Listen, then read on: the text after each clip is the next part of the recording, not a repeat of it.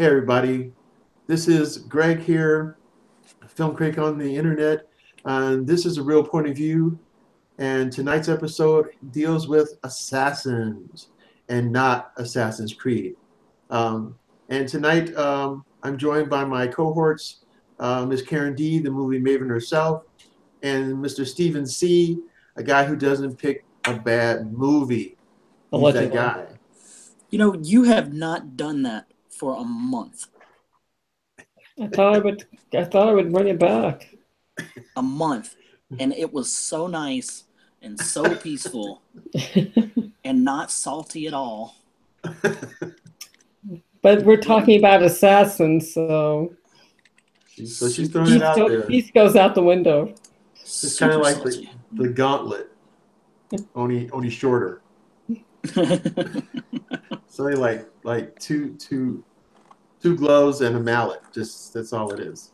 2 gloves and a mallet.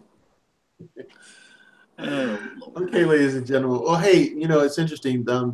This particular thing, each of us comes up with a theme on occasion. I think uh, I just think that makes for a better show. So tonight's theme was actually Steven's theme. So um, we'll let you kind of guide us through this a little bit, Steven. I guess my first question for you is why assassins? What is it about assassins that make moviedom much more interesting, if not more fun or thrilling or, action packed? Can I just say you're killing me? With Yeah, literally. Yeah. Axe, dagger, Yes. gun, bow and You're killing arrow, me. You're killing crossbow, me. hand grenade for punks.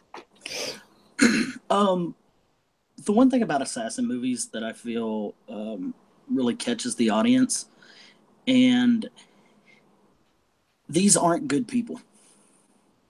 Even though some of them have values and some of them, go through changes and go through that come to understandings with other people and even let people live on certain occasions, but they're not good people. And we do it's interesting that we get so caught up in what they do, the jobs they do, following them becoming, heroes on the screen for this movie that we're watching. But we're rooting for the villains. We're not rooting for we're rooting for them when the police officers are trying to stop them Right, in right. the movies, because they're painted in such a way. And I feel like it's so very interesting that we side with them so much when these movies come out.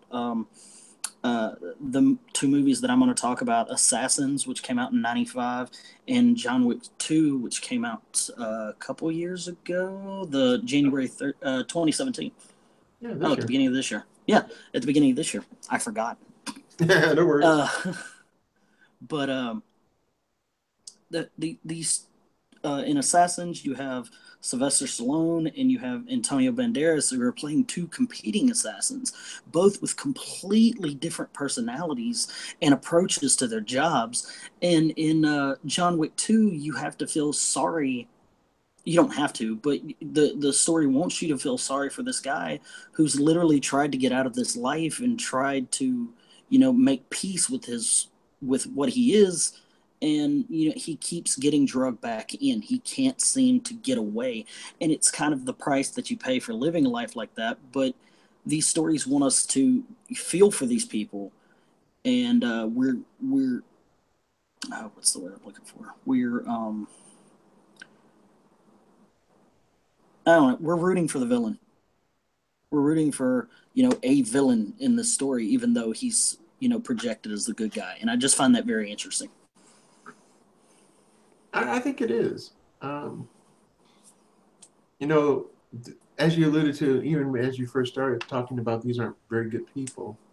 You know, they tend to be kind of quiet people. Mm-hmm. They tend to be obviously violent, and it doesn't seem to matter. It's what we would consider senseless for them makes total sense. They're cunning, focused, driven. I mean, there's so many different adjectives that can describe what an assassin is. But there's also motivation. What motivates someone to be an assassin, Karen? What do you think is it money only? Is it the thrill? I mean, what do you think it is? Murder, murder most foul. um, well, I think people are motivated by what they want. And there are people who are motivated more than others to get what they want. And these people believe, I mean, they become, I think they're assassins because that's the only way, or that's the most effective way, efficient way for them to get whatever it is they want. And it might be money, or it might be, a position or prestige, or maybe honor. There are assassins who kill for honor. But I think it's sort of like, like Steve was saying, that when it comes to assassins, we end up rooting for bad people. And that's true. What my sort of caveat is to that is that these bad people don't ever think they're bad. Mm-hmm. They don't think even though what they're doing is wrong, and they know that on some levels it is wrong, and technically it's wrong, or it's against the law is not an absolute good. The law to these people is an obstacle, and an unnecessary obstacle to getting what they want. And these people have an absolute belief that they deserve to get whatever it is that they want. And that they deserve it so much that if somebody gets in the way and stops them, that person deserves to lose their life. Yeah. So to me, that's also kind of what's going on here. It's interesting. I think for many assassins in film, it's a very selfish, a very personal thing for them. And I think prestige is an interesting concept, because if we look at it like a mob gang, or a mobsters, and we look at the prestigious people in the gang, it's the leader of the gang, but it's not the henchman. It's not the right-hand guy. It's not the guys they send out to beat people up. The guy who has the prestige and all the honor is the assassin. It's like, yeah, the other thugs is like, you got a little respect for them and all that as far as the gangs are concerned. But the guy who's sent out to do the hit, that's the man. That's the guy. Mm-hmm. And those guys know it. And so when they're given that mark to eliminate, they're looking at that like, you trusted me enough to do this for you, Don Corleone. Just bring the Godfather in this for a moment. You trusted me to do this for you, to let me do this for you. And, and then they're doing all these things. They're making the shot, they're picking up their shell casings, or they're throwing the knife, and, it's always true, and all that stuff. And it's amazing. But us as a viewer, we're really enthralled with that. We're like, it's like an allure. It's like we too have this respect, unwritten respect for this guy whose job it is to kill people. It's very sensationalized in a positive mode. Like you got to be one of the toughest people out there to be an assassin. Right. And at the end of the day, most people aren't tough. They're scaredy cats. Yeah. With good reason. It's good to be a scaredy cat. I think you live longer that way. But I think there's a certain amount of just,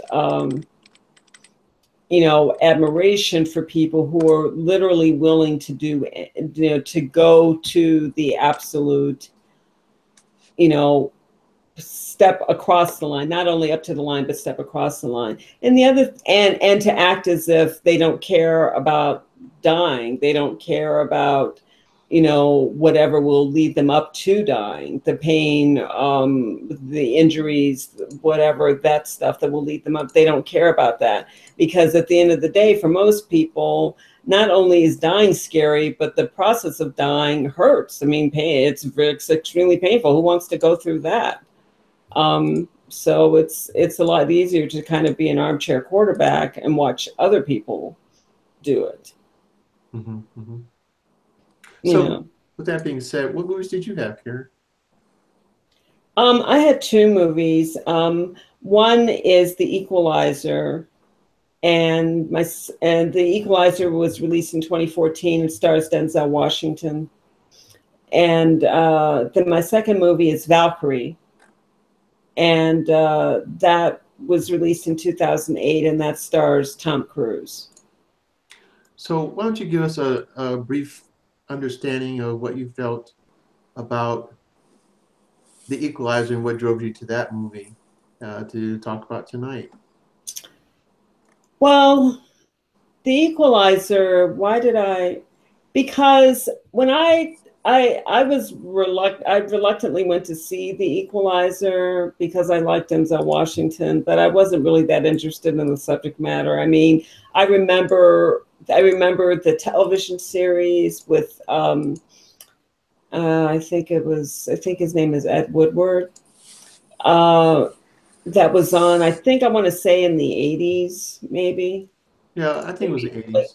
like 70s, 80s, something like that. I remember that. And I mean, I watched it, but I was never that enamored with it. And then this movie came up. And I guess I was attracted to it because Denzel was starring it and I really like him, but also Antoine Fuqua directed it. And Antoine Fuqua, has been making a name for himself as an action director. So I wanted to see what he would do with this. And I guess even though I wasn't, to me, it's like there are a lot of cliches in this movie. It's like the whole movie's a huge cliche. I mean, come on. I mean, the character that Denzel Washington plays, the equalizer, he's a cliche. And the victims of the victims that he helps are cliches, and the crooks that the equalizer goes after also cliches. It's the Russian mobsters. I mean, there's not a lot of new ground being plowed here, in my opinion. It's just the delivery of all these cliches is just kind of intriguing. And even though I wasn't that enthusiastic about it at first, I found myself just getting drawn into the story because of the way that Antoine Fuqua chose to tell this particular story that we've seen a dozen times. Mm-hmm, mm-hmm. So that's kind of what was going on there. And Denzel Washington he has a great deal he has so much presence that he brings to his roles, I think. Even if, he's been in some movies of his are better than others. But as far as he's concerned, I can't think of any movie where he only did kind of an okay acting job off the top of my head. I mean, he's in there like, 110%. Even if it's not the greatest movie in the world, it doesn't matter. He acts as if he's acting in the greatest movie ever. Okay. So it's really interesting seeing his take on adding flesh and blood to this character. Like, for instance, he decided to make the character OCD. That wasn't a part of the Equalizer television series. That character was very straight-laced and just very sort of, led a very routine life outside of, assassinating people.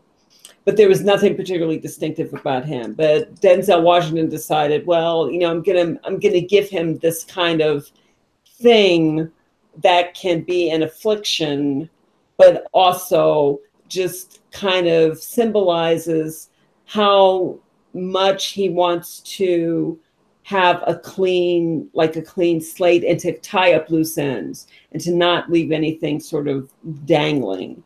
And germs are messy, and clutter is messy, and things need to be in order. He also, I mean, there's no discussion of this in the movie particularly, but the overall illusion is that this character has a very dark past, and that he was this reprehensible human being who now, like a priest, is undertaking this journey to cleanse himself, cleanse his soul, and the OCD affliction is part of that process. It's part of like what he does as part of being a monk. You know, he doesn't enjoy the finer, you know, he doesn't, I mean, he enjoys some things in life, but he doesn't enjoy life in the way that most people who don't have these problems enjoy life. You know, everything has a cost. And so he approaches it like that. So he chooses whatever pleasure he gets out of life. It's chosen very carefully because he's extremely aware of what it will cost. So that's kind of intriguing. And, you know, he sort of just appears and he helps people, you know, and then he goes away. He goes away as if he was never there. So it was just interesting watching that. I mean, the Russian mobsters, like I said, I mean, they're cliches because they're completely and utterly scum. And there's just no other way to characterize that. There's nothing, absolutely nothing redeeming about these people at all. I'm not even sure that they're people. You know, people, and I guess for me, it was also the reason I picked this film was because I kind of had a bit of a guilty pleasure in watching him just completely eviscerate these people, because he came up with such creative ways to do it, you know. And it was pointed out when I was doing my research for this movie on IMDb that in The Equalizer, I can't recall a specific instance where Denzel Washington's character actually shot a gun.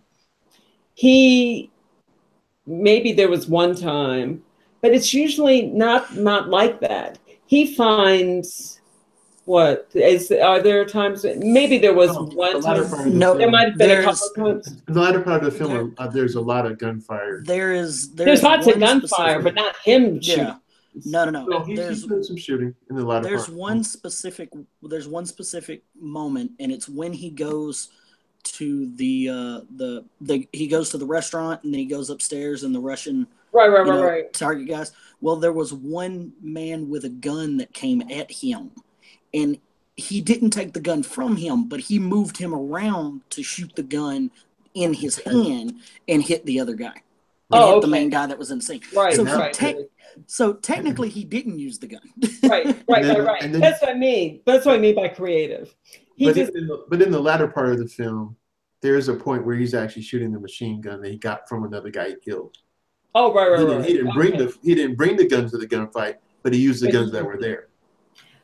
Okay, true, fair enough. But generally speaking, he came up with some really creative ways to kill people.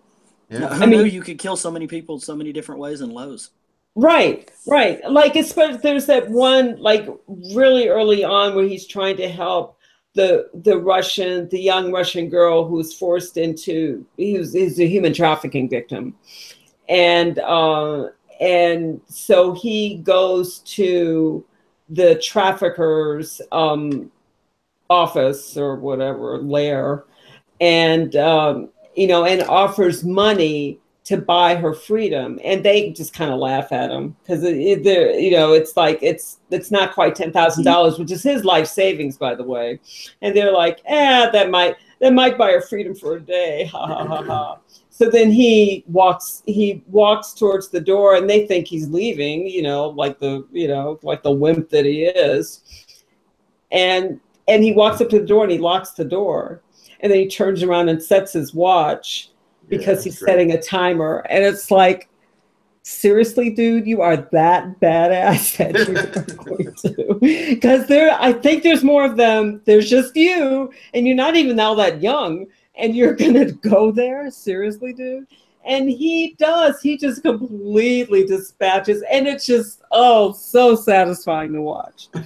And and it's just, I think one thing that I like about this movie, especially these days, is that especially in this, we're in what I keep calling the age of disruption. Up is down, black is white, night is noon, whatever it is. It's just very difficult to rely on the structures that we've come to rely on over the last few years. Things are just unsettled, shall we say.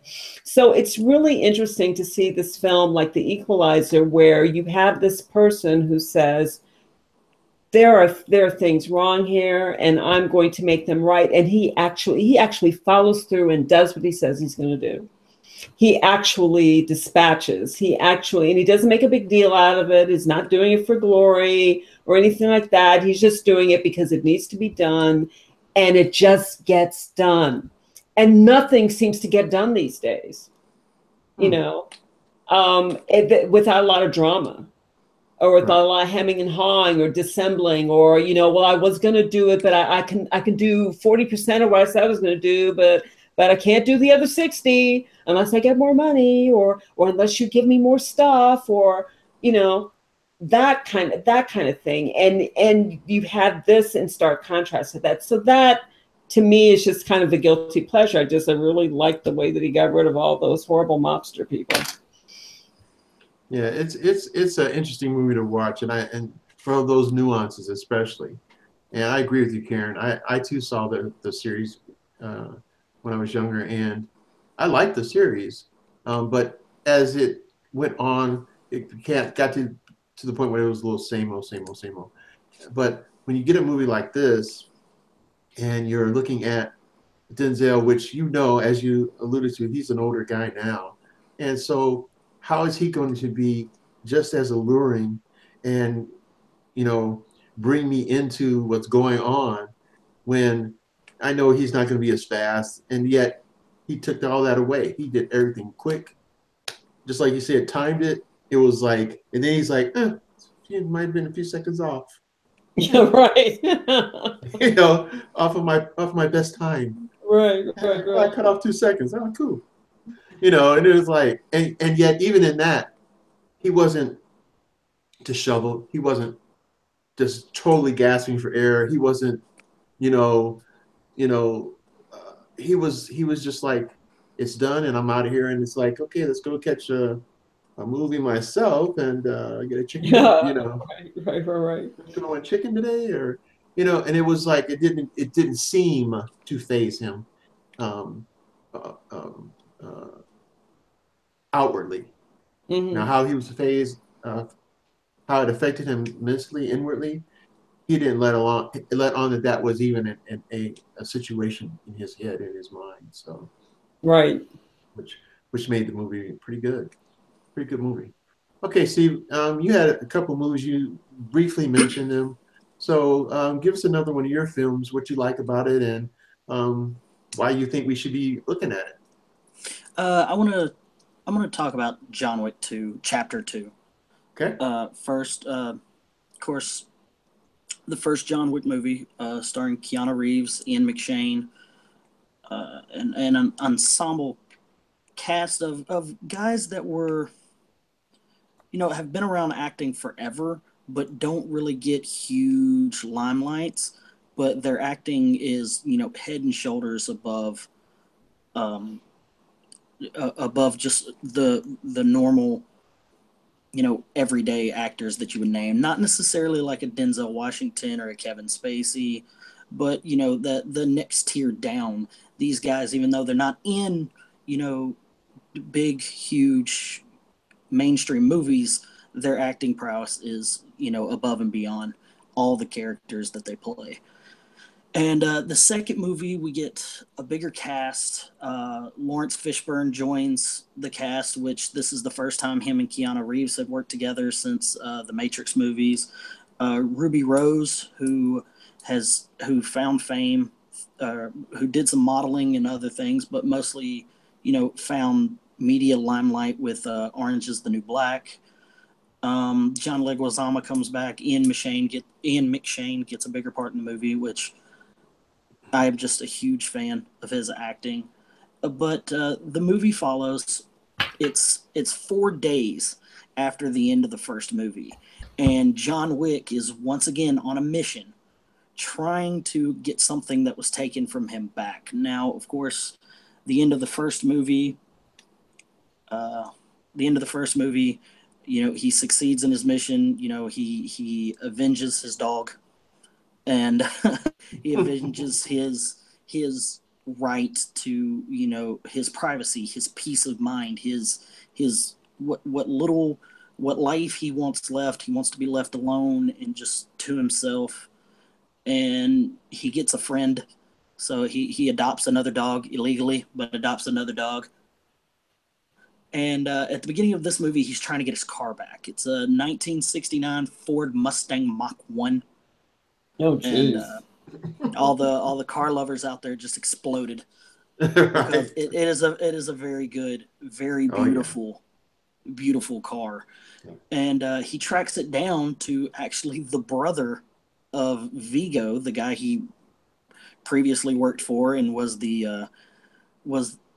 not the biggest villain in the first movie. That goes to his nephew, Yosef. But his brother, who is played by, what is his name? He's in everything. I know he's in everything that's a villain, and he's a good villain. He's very good. Yeah, he's always a good villain.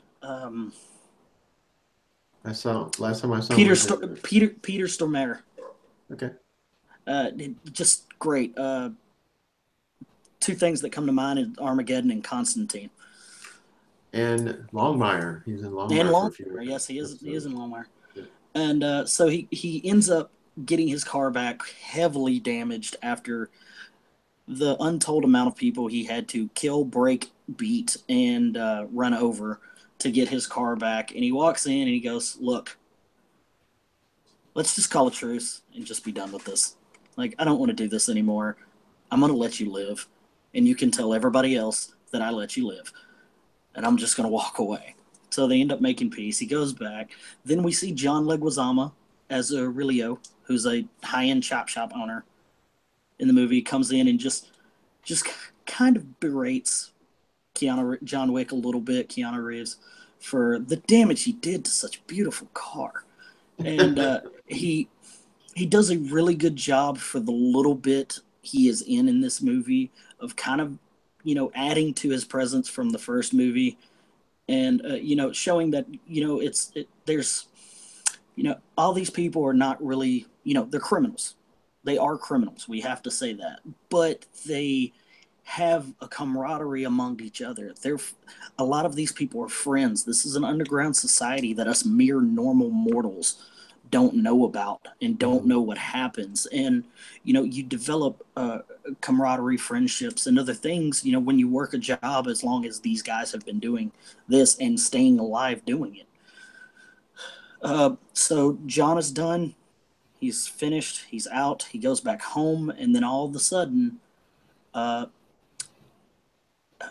D'Antino, I think that's how you say his name, a guy John Wick had previous dealings with, shows up at his doorstep, and Ian McShane's character Winston, who's the owner of the Continental Hotel in New York, had warned him in the first movie, "You dip so much as a pinky toe back in this water, everyone will know. The sharks will be after you." Mm-hmm. And sure enough, this guy comes in to collect a debt that John Wick owes, which is part of which he helped John Wick get out of the business in the first place, which you slowly learn through talking about this.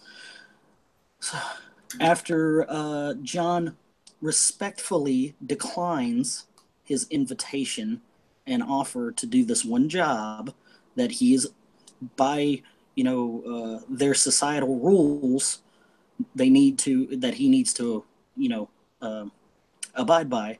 Right. D'Antino goes outside and blows up his house with John Wick in it. And so now D'Antino has a very, very upset John Wick. And we know that doesn't bode and for we anyone know that doesn't well. bode well for anyone. But he ends up taking the job. He ends up relenting and taking the job. So, which is D'Antino wants him to kill his sister, so D'Antino can take her position as at the high table, which is literally the top table in the crime lord assassin, the syndicate, the organization. This is Spectre. If we're going for James Bond references. Yep. So he ends up doing the contract. He ends up killing somebody he knows, which he knows her because it's John Wick and he knows everybody. And this is a part of the movie where I feel they added in the second movie that made it a whole just immensely better. Is John Wick going to get the items, going to the various, I guess you would call them queue, to get his items that he's going to need to complete this mission. And the way he gets tailored, the way he gets the diagrams for the underground he's going to be going, diagrams, maps for the underground tunnels he's going to be taking, the weaponry and the way they go through that, it seems very unnecessary, but it is very it seems also very cultural and very, when he goes in and asks for his weapons or the recommendations of weapons, he describes these weapons as robust, cutlery for dessert, things like that. When doing his suit, the tailor is asking the normal questions, but it's how do you, and the style you want the suit, tactical. So words that you wouldn't use during these things to get dressed up and go out on the town and have fun at a high class party. And we're talking about weaponry in such a just normal fashion. It's amazing the way the scene works in the movie, and it's kind of funny, but you're just like, he's going to kill people and he is very nonchalant about this. And then go ahead. It's ironic because he's the consummate professional, and he's very respectful, and he's very respected. And which is but he's very respectful, and that's one of the reasons why he's respected. And it's kind of ironic when this is the guy who, kills people for a living, or killed people for a living. Past tense, we'll say. And but now it's about survival now. Right. And so he ends up committing the job. Well, Common, who plays the bodyguard of the woman he's sent to kill, who is also a very, high-end hitman assassin in this movie, who's her bodyguard. They have a brutal fight and chase all the way through Rome. During the underground tunnels, he has, in order to escape, Wick has to kill, 40 people, probably, with Ruby Rose, who is D'Antino's security enforcer. And one thing I love about her character, and it's something that you don't see very often, is she's mute. So she has literally no lines, but her presence is just like radiating in every scene that she's in, and the sign language that she uses, it's very dramatic of her character for a character that doesn't talk. So I feel like they do a really good job with her. Her and Wick have some back and forth in sign language, which is very just it's very cute for the type of movie that we're watching. And hang on. Can you hear me? Yes, sir. Oh, okay. It's very cute for the movie that we're watching, and they do a really good job with all the back and forths between all the bodyguards. Well, he ends up getting away and getting back to New York City. And because he's now part of the High Council, feels like he has to avenge his sister. So he's going to go about avenging his sister, and he places a $7 million contract on Wick's head for having killed his sister, to avenge her, even though he's the one that sent him to do it. And then in New York, we have a multitude of gunfights and really showing the Constitution and will of John Wick to get through every part, because there's a sumo wrestler, there's a violinist, there's two twins that look like mad nerds that are trying to kill him, Common's trying to kill him, and the movie goes from there, and it's him trying to reach Santino, or D'Antoni. It's him trying to reach him to finish what they've started and just to be done with all of this. So let me ask you this question real quick, and then we'll kind of move on a little bit. Okay. Compared to the first movie, is it as good? Is it better? I feel like when you get to a sequel, you have to do so many things better than what you do in the first movie. I feel like they took the essence of what the first movie was and what the first movie did well, and they were like, all right, we need to expound and expand on our universe without taking away from what's going on. And I feel like they did an excellent job of introducing new characters to replace the characters that had already been killed or had left the movie from the first movie, and integrating a more expansive experience into this movie. And I feel like that made it a better film than the first one. But the first one has its own, solid merits that would make it just as comparable to this movie, even though I'm saying that this movie is a better movie.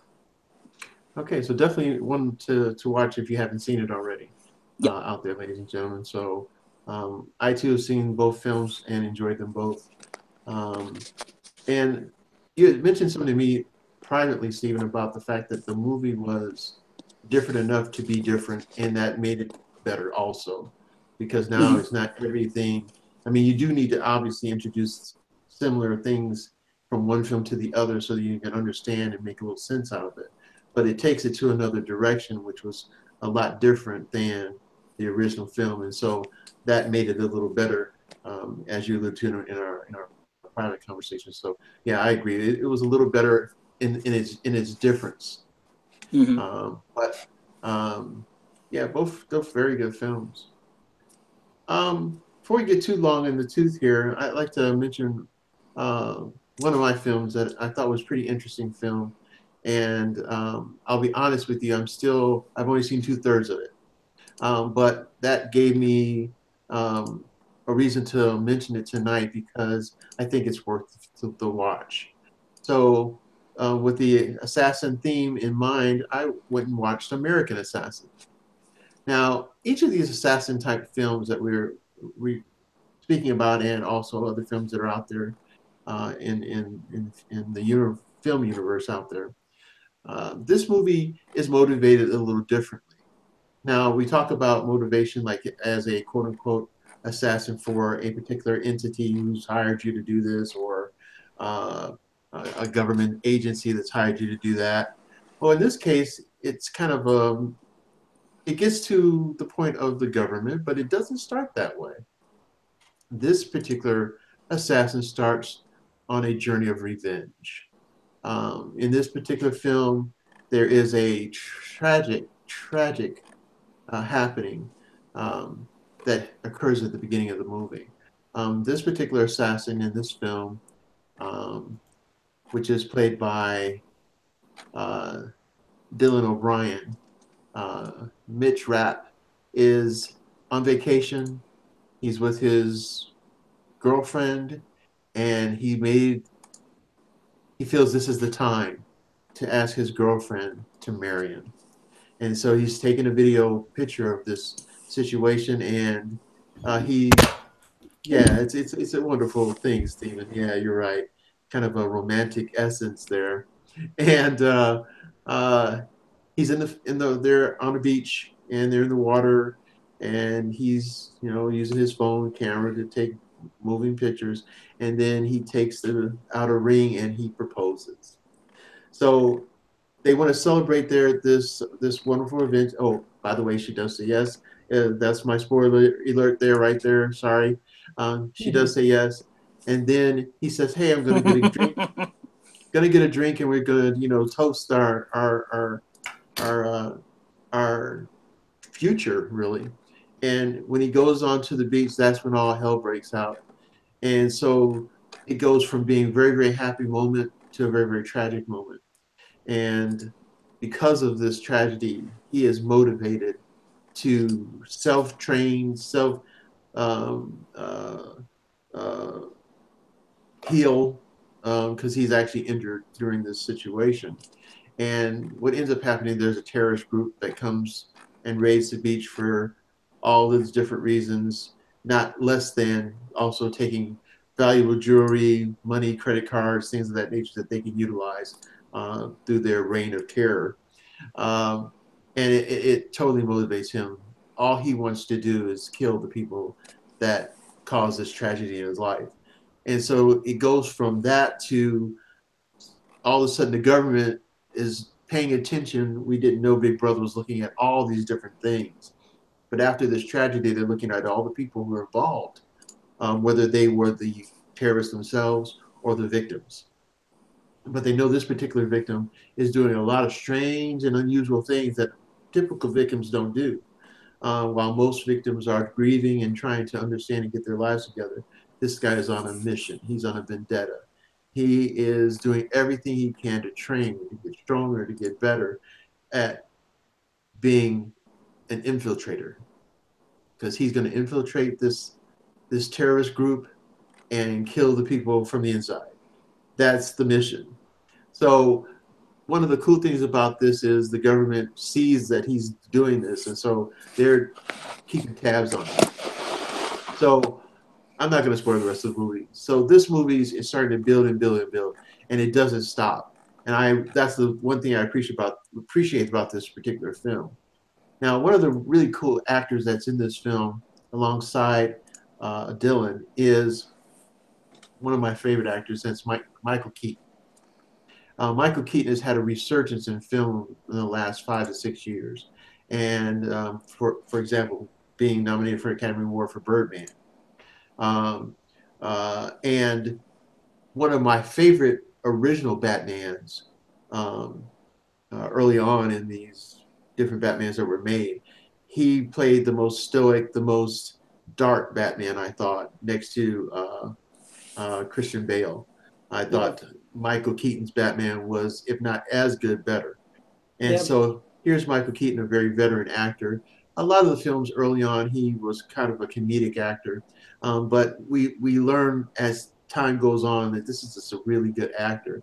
Well, another one of the films that I thought he was really good in was The Founder, and he made me hate The Founder so bad that literally I thought went to McDonald's and just looked at the golden arches for a minute. Just stood there.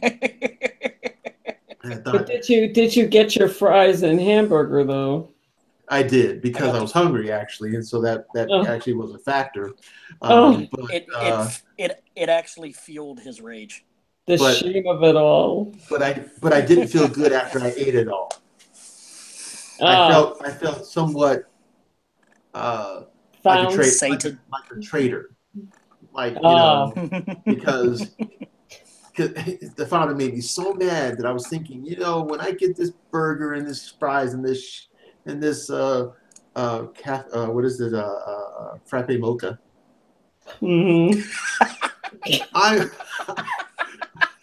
whatever.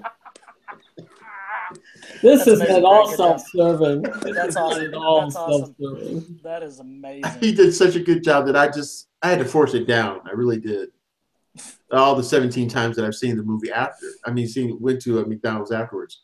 So with that being said, Michael Keaton's role in this film is an instructor of assassins, and he does such a good job. So I think this is a viable film. I think everyone should do what they can to see this movie because it doesn't even start slow. It actually starts at a good pace and it just continues to get better. So um, I really think you should watch this movie.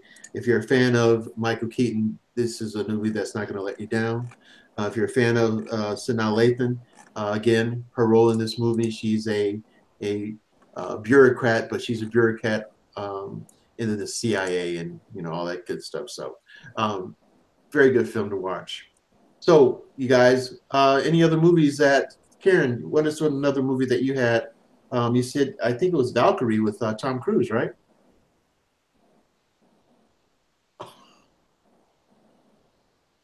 Karen D. Karen? Yes. We have to apologize, ladies and gentlemen. We started a little late today. Oh my God. I'm sorry. And so all of us are a little tired, but we're going to The Valkyrie. We're going to Valkyrie on. Okay, yeah, I guess that's my cue. Valkyrie, 2008. This, I guess, if there's a theme for the two movies that I picked, it has to do with assassination as a means of redemption. So in The Equalizer, you had Denzel Washington basically trying to, wash away his sins by doing what no one else can do on behalf of people who desperately need help. In Valkyrie, you have a group of German officers, highly ranked German officers, who conspire to find a way to assassinate Adolf Hitler. Now, Valkyrie is based on actual events. They're not, there's a lot of dramatic license taken in this movie, but there really was a plot. There were numerous plots, actually, to assassinate Adolf Hitler during World War II, some of them from Americans, well, a lot of them from Germans, because they thought, Hitler was certifiable and he was going to ruin the country and completely ruin everything. So this officer, who actually existed, his name is, what is his name? Let's see. Okay. His name is Colonel Klaus von Stauffenberg.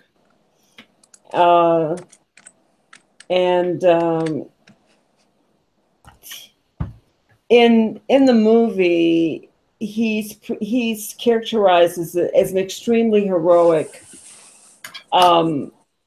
officer, and one who fights in the trenches with his men, who leads by example.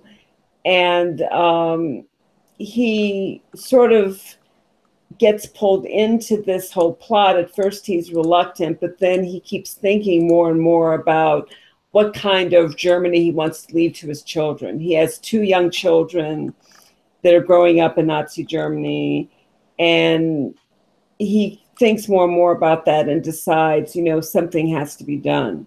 So this movie is about what he is doing to get his other German officers to sort of buy into this idea of getting rid of Adolf Hitler. Adolf Hitler's seen as vulnerable and crazy and, just so completely megalomaniacal that, he can't possibly be watching everyone doing everything all the time. So he's kind of regarded as a somewhat easy target. The problem is that in this movie, the way things are presented is that the men who are part of this conspiracy have wavering loyalties. You've got Klaus von Stauffenberg, who is the man of honor. And he's undertaking this particular role or this duty mainly because he feels this is something that has to be done to save, to create a greater good, to save Germany from itself. It has to be done. Okay. And it's not about, you know, trying to determine who's likely to be the political winner. It's about doing the right thing for him. Mm-hmm. But then some of these other generals that he convinces to go in with him are not in it necessarily to do the right thing. They're concerned that Hitler is so loony that he's going to lose the war. So we can't have Germany losing the war. So that's little did they know. Right. So that's right. So that's one thing. But then they think, well, you know, maybe he's not so loony. Maybe Hitler's crazy like a fox, and I don't want to be caught, you know, on the wrong side. You know, or I don't want to get caught up in something where Hitler kind of like, you know, becomes lucid again and he figures out what's going on, and then I don't want to be like in a game of Nazi musical chairs where, you know, I'm the only one without a chair. Mm-hmm. You know, Right. oh, you're the one who was disloyal. Right, because you're going to be facing certain death if that's what happens. So and because of these countervailing loyalties, the plot to assassinate Hitler just kind of falls in upon itself. Of course, what also didn't help was that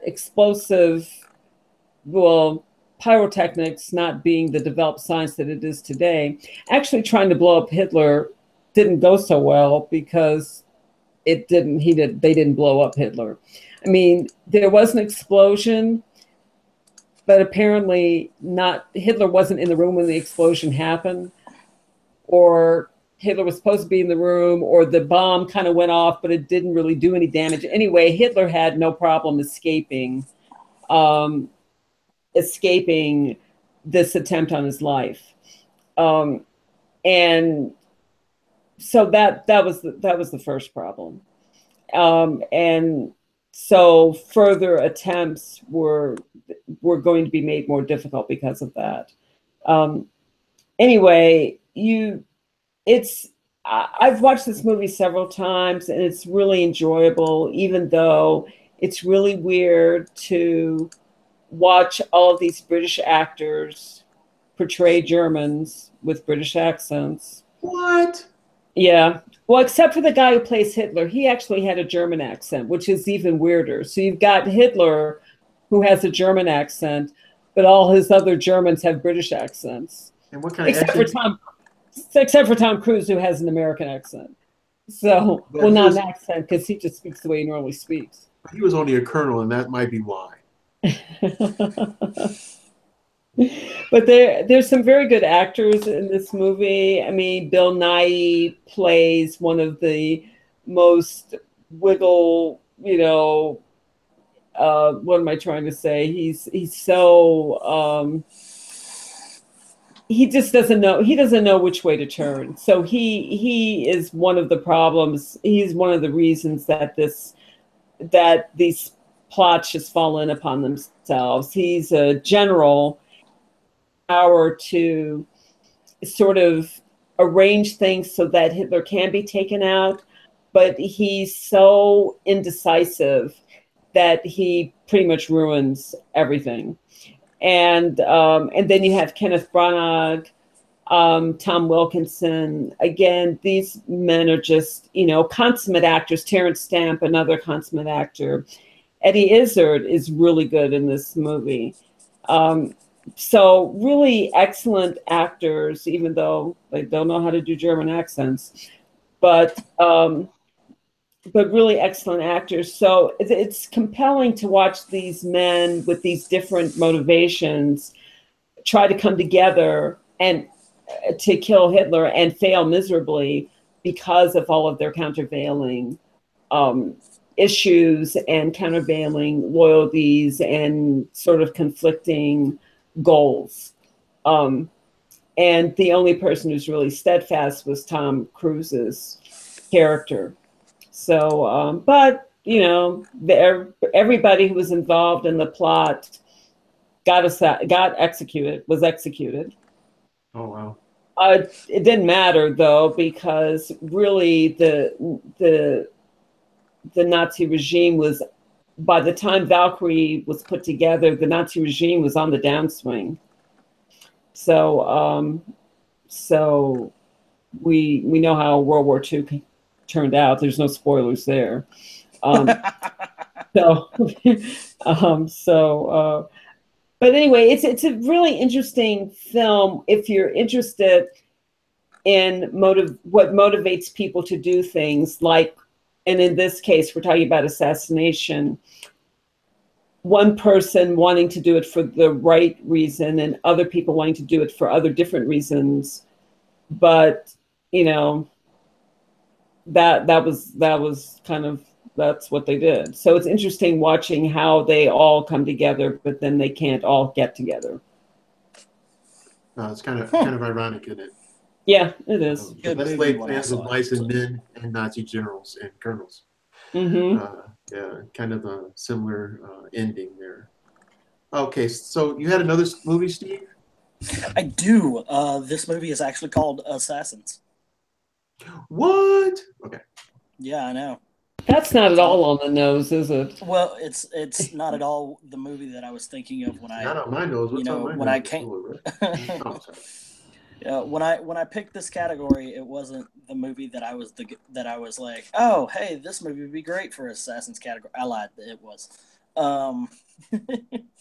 The movie came out in 1995. Stars Sylvester Stallone, Julianne Moore, and Antonio Banderas.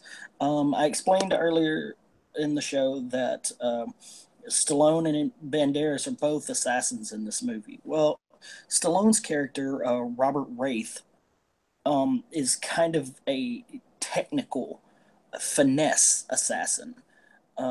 He does the job in the easiest, well, maybe not the easiest, but the most technically sound way possible for him to get the job done, get in, get out, and leave. Antonio Banderas' character is a sociopath. And Antonio Banderas does a great job being the most interesting person in this movie. Mm-hmm. Because, you know, as much as it's a script and as much as, you know, 90s movies were very linear, they didn't really vary too much on, you know, getting from point A to point B, especially in 90s action movies. Antonio Banderas did a good job of making you curious to how he was going to take the next scene with this character. But the movie starts with Stallone's character, he's been in the business a long time, and you later find out that he actually kind of has a grieving side of him where he actually had an assassination contract that was out on his former mentor, and he had to fulfill the contract. So he killed his former mentor, and so he's got a couple more jobs that he feels like he can do, and he can just be done. He can put this all behind him, and he can go away. Uh-huh. Well, he ends up, there's a funeral happening at a graveyard, and he's there, and his target is in his sights, and everybody leans down to pray, and he's like, he's actually wearing a cast, and the cast is covering the silencer that he's holding, and he's drilled out a hole in the front, and he slowly starts to take the tape off of the hole in the front so he could get a clear shot. And then all of a sudden, you know, a couple bullets whiz by, bam, bam, and hit his target. Well, then people start scattering, you know, somebody got shot, blah, blah, blah. And then you see Antonio Banderas' character, and then they kind of have a meeting. And as Banderas' character gets picked up and arrested and taken to jail, he tells Wraith, hey, it's good to meet you. It's a pleasure to meet you. And the cops are like, what is this guy talking about? Who is he talking to? So he's got to be crazy. Well, they end up crossing paths through the whole movie, and they slowly start to figure each other out. But Banderas' character, who is Miguel Bon in the movie, he's one step ahead every single time. And it turns out they're both working for the same contractor.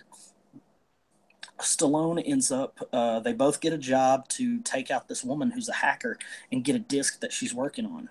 And there's four people in another room that are supposed to be getting the disc after she's done. These are the guys that she's in cahoots with. And Stallone ends up getting there late. Bond shows up first, kills the four guys that are in the room. Turns out they're Interpol, and is trying to get her to finish the disc while she's in another room. He's talking to her at the computer while she's coordinating at another computer, and she ends up deleting all the stuff. And he's like, "Oh, see, I'm gonna have to kill you now." And it's the way he goes about, the way he words everything is really good. He shows up at her house after she flees with Stallone. Ends up not killing her, ends up picking her up, and they end up leaving. Well, she goes to her house and she's starting to pack things, and Banderas' character shows up, and this guy just randomly walks in the house as they're crossing paths and tells Julianne Moore's character, Electra, "I love you." And Banderas is like right around the corner and goes, "I love you too." And then shoots the guy right in the head. Like, it's just this stuff all the way through the movie. Stallone ends up saving Moore. They end up, Stallone talks to his contractor and is like, I'm going to trade you the disc that she has for the money, and then I'm out. I'm done. We're done with this. Things don't go the way as planned. Moore's character ends up switching out the discs, and Stallone now has a bargaining chip. Stallone has a bargaining chip and says, "Hey, you're going to give me money. You're going to transfer it to a bank, and I'm going to go get it. That's how this is going to do. Go." Well, Bond's now got a contract for Stallone's head. So there's a cat and mouse that really happens at the very end of this movie between Banderas and Stallone that is very, very well played. And then there's a little twist at the end that if you understand 90s movies, you're going to see coming. But if you really haven't gone back and watched like a lot of 90s action movies or experienced this style of movie before, it's actually a very interesting twist in the way that they do it, because you don't see it. You've actually forgotten that this was going on. Like, this is not even part of the, like, where did this come from? This is not even, that was a thing. So it's kind of like that, and it does a very good job. And then they're right. Their understanding, Stallone's understanding of being in the game for so long, and understanding how Banderas' character is going to think, because as much as he's a sociopath and he's crazy in doing all these jobs, he's very thorough with his thinking, and he's still good at his job. Yeah. And so their cat and mouse at the end is very good. Watching this movie strictly for Antonio Banderas is well worth it, because he does an amazing job with this character. And it's almost like they gave him a sense of freedom to do what he really wanted, and he took some of his Desperado style from the movie Desperado, where he plays the mariachi, and brought it to the film and made it just a tiny bit more eccentric. This is interesting, because mariachi was kind of eccentric. Yeah, just a tiny bit more eccentric. But yeah, definitely worth a watch. Definitely one of the better action movies of the 90s, in my opinion. So here's my take on that, just slightly. We were talking about this earlier before we got on to our episode here. Reaching out into the TV or into the movies, The Mechanic and the original and the remake.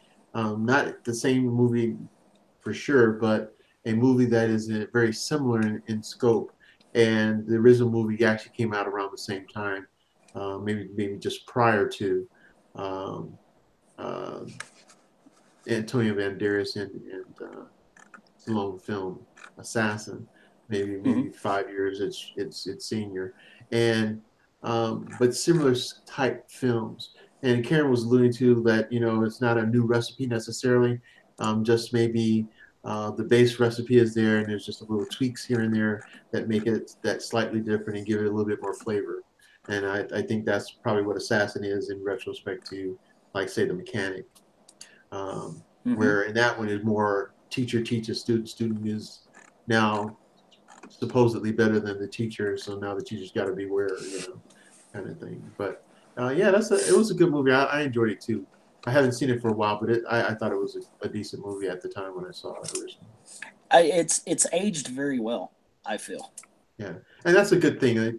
We want to present films that are going to be worth the watch, but films that have aged well, it's even that much more exciting to express and get people to hopefully take a look at these films. And so the films aren't forgotten.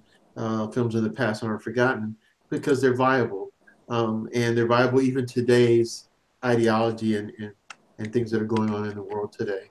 A lot of these movies can come back to existence because of those things, especially political films. Um, so, well, I've got one more movie that is a little unusual in scope, but I still think Assassin is still viable for this particular film. But looking at Assassin in a different way, seems like a lot of the Assassin films that are out there are very political films, either working for a means to an end for a mobster, a means to an end for a government assassins, like in American Assassin or um, there's another one with Courtney Vance. Oh, I know what movie you're talking about. Yeah, something in Chicago, like Live and Die in Chicago or something like that. Yes, To Live and Die in Chicago. Regina King was also in the movie. Right. And so here's a guy who has been a loyal servant of the government all his career, and part of that loyalty deals with um, contract hits on specific people, terrorists or governmental agency leaders, or presidents of other countries, because they're trying to affix a change in the atmosphere of what goes on in these governments. Something that affects a change in government trade, something that affects a change in the economy and other forms or facets, by getting rid of certain leaders to help mold what the government wants it to be and make it easier for the government to manipulate and or control different situations and circumstances in this country and abroad. Right. So the movie I want to present to you today is a little bit different. In this case, it is a very local situation. Um, and it's, in my mind, the fine line between a assassin and a serial killer. What's the components that are very similar is you have psychopaths in a way, people who are very numb to other elements in life, and what their primary focus and primary purpose is to use whatever this is to their advantage, use whatever this is to um, affix a change in the atmosphere or situation. That would be more along the lines of the assassin, whereas the psychopathic element on this along the lines of a person who would be quote unquote the serial killer, it's more of a very self-motivated circumstance in uh, how do I want to say it? Sometimes random case. Sometimes it's to see if they can get away with it. Whatever these certain ploys are. So the movie that I'm talking about, it seems like I'm never getting to it. The film name is Perfume, and the title is Perfume: A Story of Murder. Yeah, kind of crazy, huh? So this movie takes place, I think it was in 2008, I believe is when this movie came out, 2006, when this movie came out. And Ben, probably going to say his name incorrectly, Wishaw is the main character, and then Dustin Hoffman is in this film. and one of my favorite actors, Alan Rickman, is also in this particular film. Um, and the essence of this particular film, I use essence loosely because you have a man who is born in poverty, who is almost left in a muddy area at his birth. And, excuse me, his mother was um, a worked in a fish market. And this is a period piece. This is like these 1700s, basically, late 1600s, early 1700s. And she has the baby right at the fish stand that she works at. And she just kind of puts it aside in this muddy area that they were living in. And all of a sudden people hear a baby crying and they see the mother standing there, and then they see they're looking for the baby, and they're seeing, well, where's this baby? And they notice that the baby's got the umbilical cord still on it, and it's Oh, just kind God. of laying in mud, like this woman just discarded the child. Well, that's just a horrific element, and it's just people just didn't do that. And so they start to. She tries to walk away from it while people are looking at the baby, and she's trying to skate away. Well, they're calling, "Hey, there she is! The police! Get the police! There she is! Capture her!" And so, the uh, uh, the crime uh, that she committed by abandoning the baby was just so happened to be death by hanging. So they hung his mother, got rid of her. So, That's a murder, I guess. so never have a child and just leave it in the mud, because that's the antidote there. But the essence of this particular character, um, his name is Jean-Baptiste Grenouille, and he has a very interesting ability from childhood. He's grown up in foster care. He's actually sold as a 13-year-old to a leather maker, and to do hard labor. But the one thing, even as a small child, even as a baby, you see actually taking place. But even as a small child, he had this affinity of wonderful smell. He could smell things yards and miles away. He has this uncanny smell. And I'm just going to talk about one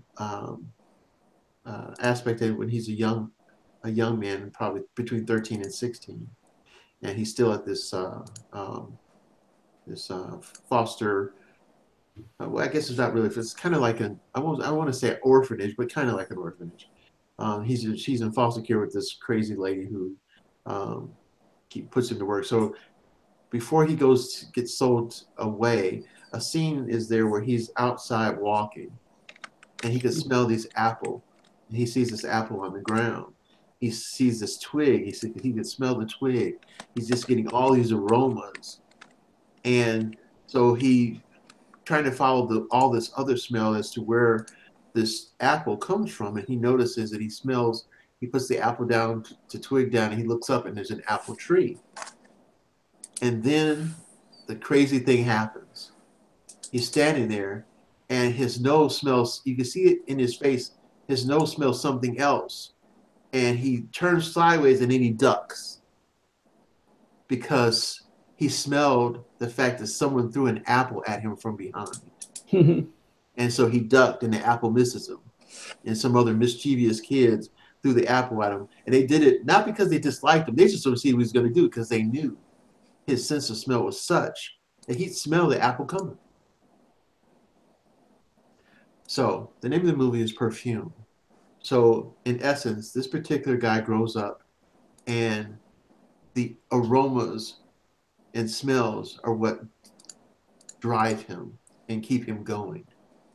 And he finally gets the opportunity to go to the big city, because his person that he is enslaved to is taking a few people to the city to take all these leathers to the different people that have bought these leathers from them. And this is his first opportunity to go into an area where there's just nothing but a myriad of aromas and smells. And so he gets Sounds like a smitten. setup to me.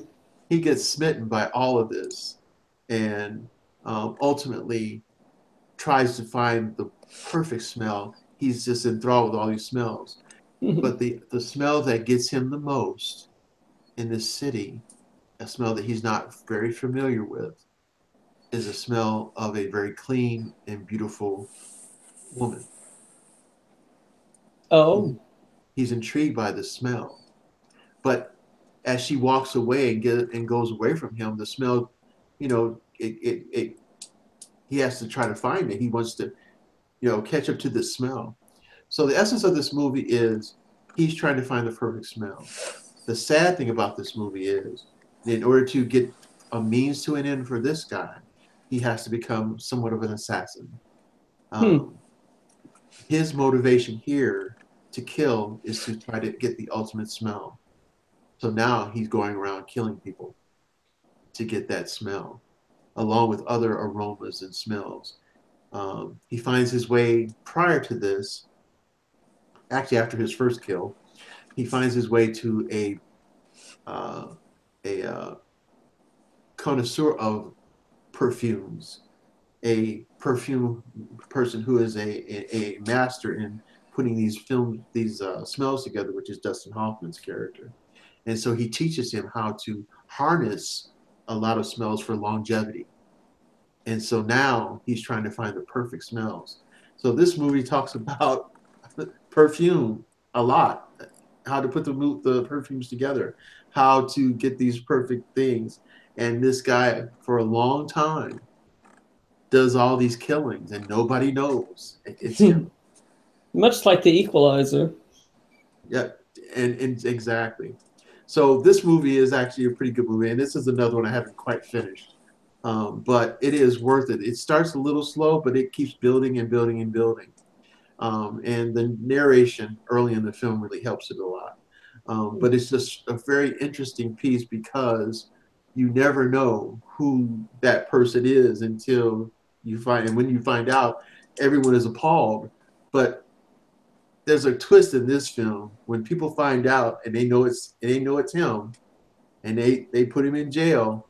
But what happens after that is really a very big twist. It's not even a little twist. It's a humongous twist. Hmm. And how the movie ends, even though I haven't quite seen it, I've actually read the part of the movie notes on it. But looking forward to seeing how they affix the ending to this film. It's just crazy. This is a crazy movie. So I think this is a movie definitely worth seeing. Again, it's called Perfume: The Story of a Murder. If I was to give it a rating, I would give it an 8 so That far. high? Yeah. Okay. Being more conservative, 7.8. I think it's pretty good. Hmm. Okay.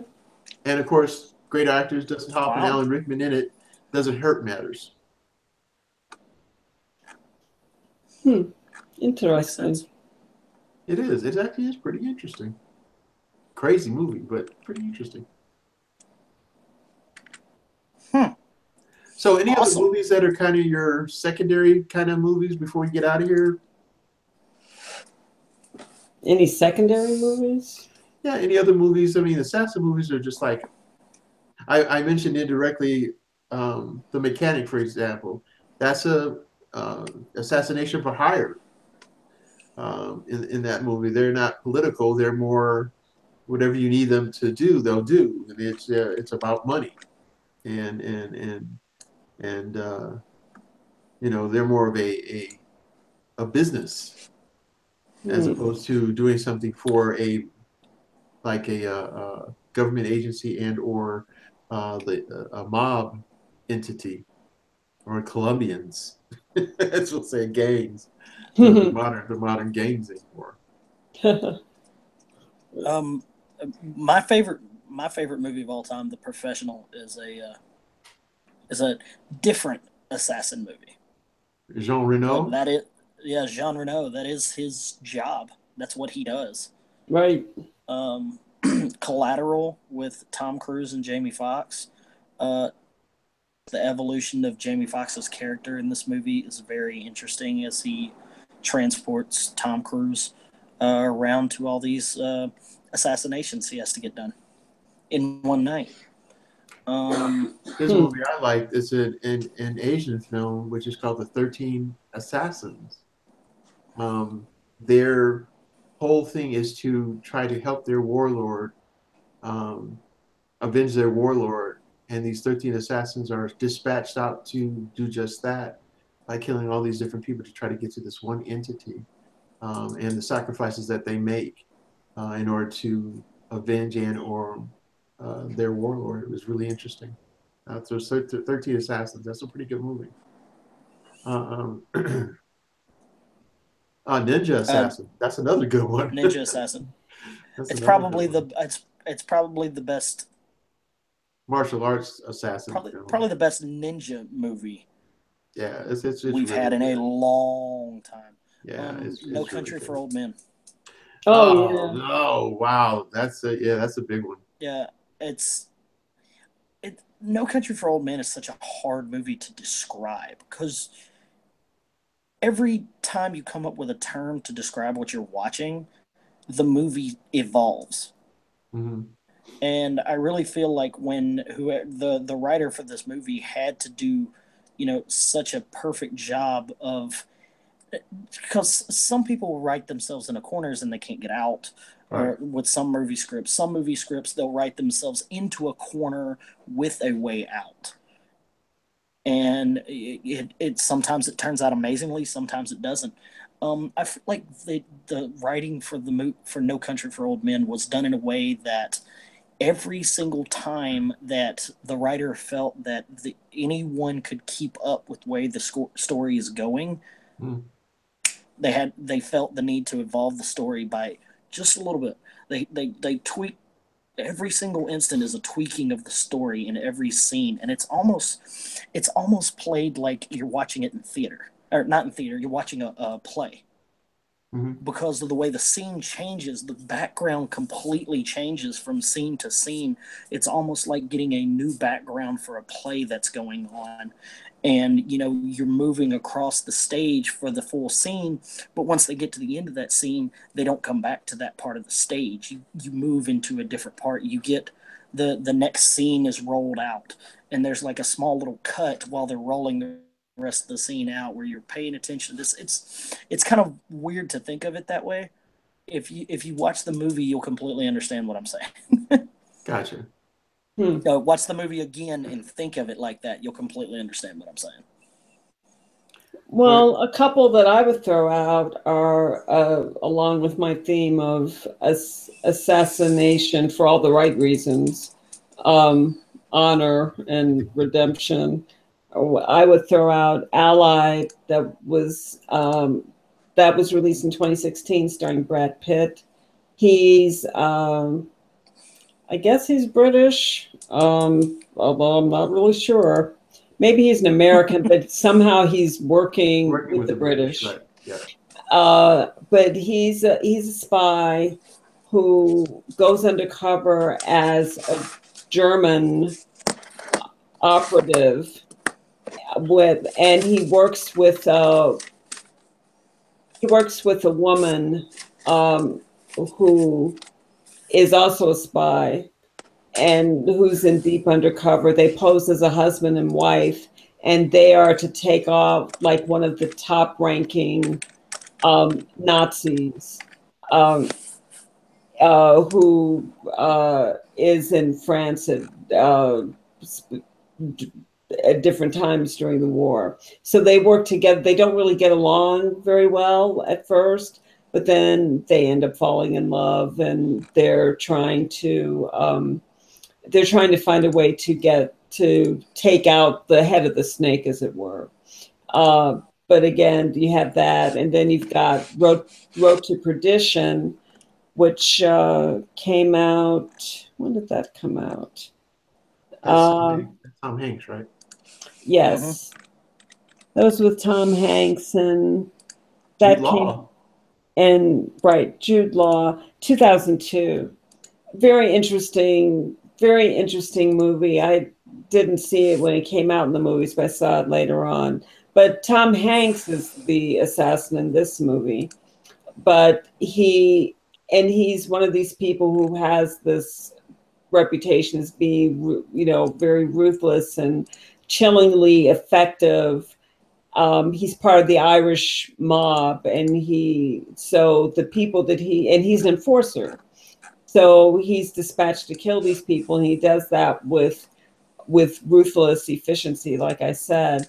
But when his son wants to tag along and see what daddy does for a living, um, Tom Hanks starts to have second thoughts, and he wants to again just try to achieve some measure of redemption.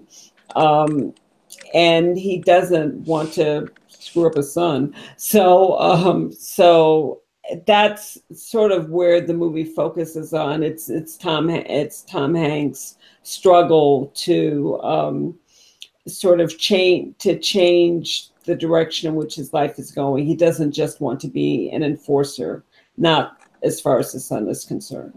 So, very interesting movie. Again, interesting character study. Yeah, another two films just briefly mentioned uh, is a movie came out in 1969, which I thought was pretty funny. It was kind of a quirky film. It stars Diane Riggs and Robert Reed. It's called The Assassination Bureau. And the focus of this particular film is that the Assassination Bureau there's so many people are being assassinated for so many different things, and this is the turn of the century. And so they've actually organized a bureau that if you need someone to be killed, just come to us and they're advertising it. Just come to us and we'll be able to help you. So Diane Riggs makes a challenge. She says, well, there's someone that I want to be killed. So but she wants to talk to the main uh, executive of the company. And so she arranges a meet. Diane Riggs' character, she's a journalist. And of course, at the turn of the century, this is kind of a wild thing that she's a journalist at all. And so she poses one of the biggest and seemingly craziest ideas of who she wants to be killed. And she goes and talks to the head guy, which is Robert Reed, and she says, yes, I have someone in mind who I want to be assassinated. And he goes, well, who is it? She goes, well, he looks a lot like you. He talks like you talk. He's built like you are, and pretty much looks exactly like you. He goes, really? Well, that's interesting. Well, who is it? She goes, you. I want you to be assassinated, and I'm going through your agency to get it done. Oh, And so, jeez. it's, This so, can't at all end up well. so the irony is he takes the challenge, and she's like, well, yes, well, because he says to her prior to that, she said, no matter who I want killed, you'll get it done. He goes, yes, we'll get it done, no matter who it is. That's what we're here for. We have the expertise. We have all the right people, to get this done. So no matter who it is, we can get this done for you. And we do not care. Whoever it is, we will go out there and do this. And so she finally states that she wants it to be him. And so he's like, well, that's a good choice. And we're gonna get this done. So Right. now he poses this to his colleagues. And so his colleagues are like, well, wait a minute. If you get killed, then what's going to happen to the organization? And some of the other colleagues are like, shut up, shut up. We got this. We got this. We can do this. And they said, are you sure? He goes, I look forward to the challenge, gentlemen. And then he walks away and they're like, okay, how are we going to do this? And they're all trying to figure out all the different ways that they're going to get this done. And he's up for the challenge. And so that's a really cool movie. And the other one is The Assassination of Jesse James by the coward Robert Ford. This stars Brad Pitt again Right. and Casey Affleck as the coward Robert Ford, who takes out this situation in the movie. Seems like an interesting film. So just throwing I some titles thoroughly out there. I endorse the film, but it is taxing.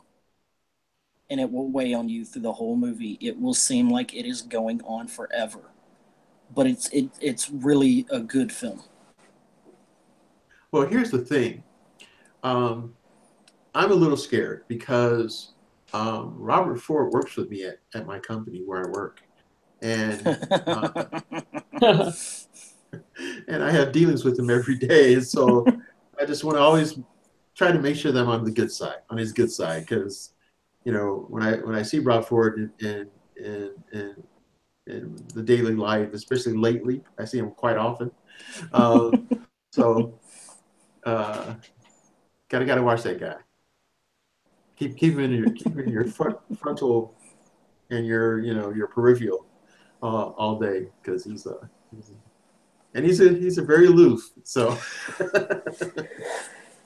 well, ladies and gentlemen, um, I do apologize again for us starting so late, getting this going. For those of you who are watching us live, and but um, we hope that we were able to open some doors with regard to movies about assassins, movies that you might find interesting and to watch. So thank you again for joining us here on A Real Point of View, and we'll see you next time when we have some other cool, hopefully, theme that one of us comes up with, and we can provide some movies that go along with that theme to help entertain you as well. So thank you again for hanging out here with A Real Point of View. Check us out on our YouTube channel under A Real Point of View, and that's REEL. And we'd be more than glad to uh, find some other wonderful topics to address and share with you with the findings that we come across. So for me, I'm film critic Greg Morgan and um, Stephen C., the critic who doesn't pick a bad film, and again, the movie maven herself, Miss Karen D. For the three of us, have a good night, everybody, and take care. Bye. Good night. All right, peace. Ciao. Chow mein, like food, right? See. Later, everybody.